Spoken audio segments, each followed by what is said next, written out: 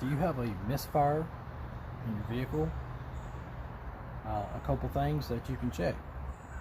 And if you haven't replaced them within a year, go ahead and replace them. So one thing you can look at is your spark plugs, and those you can look at is your spark plug wires. The others you can look at is if you got a distributor on your vehicle, the cap and rotor button. The caps, they will burn out like crazy. I mean, all of them will, basically. Nothing lasts forever. Okay, so this is what I call typical maintenance on a lot of vehicles. A lot of your newer vehicles now, they don't have spark plug wires. They have coils. I've seen a million coils go out on newer vehicles.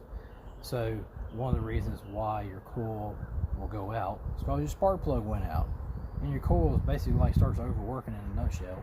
Overworks itself and it burns out.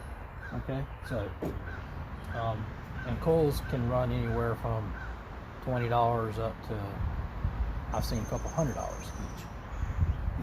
So it's easiest just to replace your spark plug and maybe save that coil. Okay, so very simple stuff that you can do to check that misfiring as far as that. Okay, thank you.